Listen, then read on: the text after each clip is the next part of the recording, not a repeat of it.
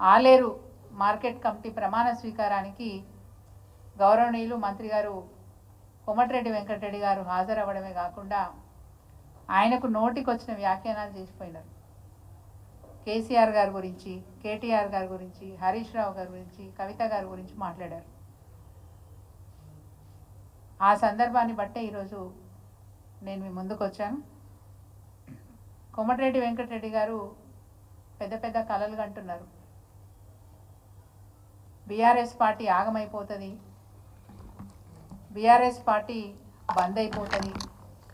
ఆయన మాటలు చాలా విచిత్రంగా అనిపిస్తున్నాయి. బీఆర్ఎస్ పార్టీని అంతం చేయడం కోమటిరెడ్డి కాదు కదా, ఆయన తాతను ఆయన జేజమ్మ తరం కూడా కాదనే మాట స్పష్టంగా చెప్తా ఉన్నాను. వారు బీఆర్ఎస్ పార్టీ గురించి కాదు, ముందు వారి కుటుంబ విషయాల్లో ఉన్న వివాదాలను తెలుసుకోమని చెప్పి నేను వారికి సలహా ఇస్తూ ఉన్నాను. ముందు వాటి మీద దృష్టి పెట్టండి, వాటిని పరిష్కరించుకోండి.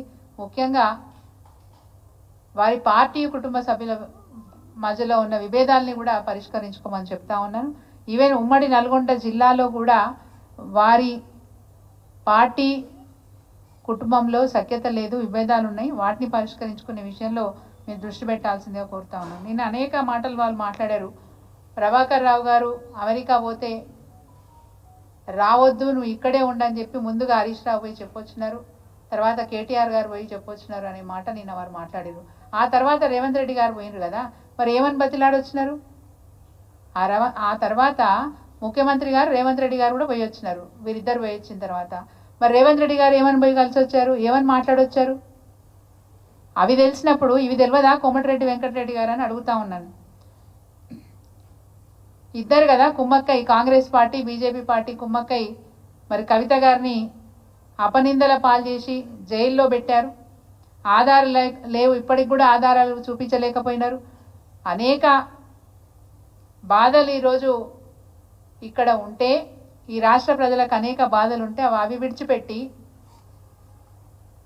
కేసీఆర్ గారి కుటుంబం మీద, బీఆర్ఎస్ పార్టీ మీద ఏడ్చే అలవాటు వదులుకోవాలని చెప్పి నేను కోమటిరెడ్డి గారిని రిక్వెస్ట్ చేస్తూ ఉన్నా.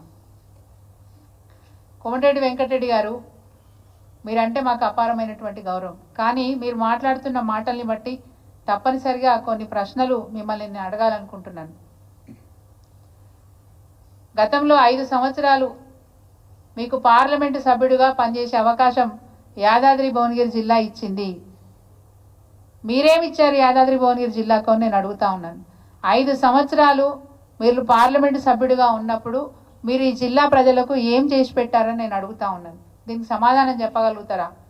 అదేవిధంగా ఈరోజు రాష్ట్రంలో ఒక గౌరవమైన స్థానంలో ఒక మంత్రిగా ఈరోజు పనిచేస్తూ ఉన్నారు. మీరంటే నేను అపారమైన గౌరవం ఎందుకన్నానంటే, ఒకప్పుడు కాంగ్రెస్ పార్టీలో వైఎస్ఆర్ గారి ముఖ్యమంత్రిగా ఉన్నప్పుడు మీరు అప్పుడు కూడా మంత్రిగా పనిచేసినారు. ఆ సమయంలో తెలంగాణ ఉద్యమానికి నేను కూడా మద్దతు తెలుపుతున్నా అని చెప్పి మీరు దీక్ష పూన్నారు. నల్గొండ జిల్లా హెడ్ క్వార్టర్లో మీరు దీక్ష పూంటే మీ దీక్షా శిబిరానికి స్వయంగా ఈ గొంగుడి సునీత వచ్చింది. మీ దీక్షా శిబిరంలో పాల్గొన్నది, మీకు మద్దతు చెప్పింది. అప్పటి నుంచి మీరంటే నాకు చాలా గౌరవం. తెలంగాణ గురించి మాట్లాడిన ఏకైక మంత్రి అని చెప్పి నేను గౌరవించినాను. ఆ తర్వాత మునుగోడులో బై ఎలక్షన్స్ వచ్చినప్పుడు ఒక మహిళగా నేను మాట్లాడకూడదు ఆ మాట, కానీ మీరు చేసిన పని ఏందండి? ఒక పార్టీలో ఉండి ఆ ఎన్నికల్లో పాల్గొనకుండా, బై ఎలక్షన్స్లో పాల్గొనకుండా అమెరికాలో ఉండి ఎవరికి ఓటేయమని ఫోన్ చేసి చెప్పారు? ఏ పార్టీ అభ్యర్థికి ఓటేయమని చెప్పారండి? ఇది ఎంతవరకు ఇది సబబు? నీ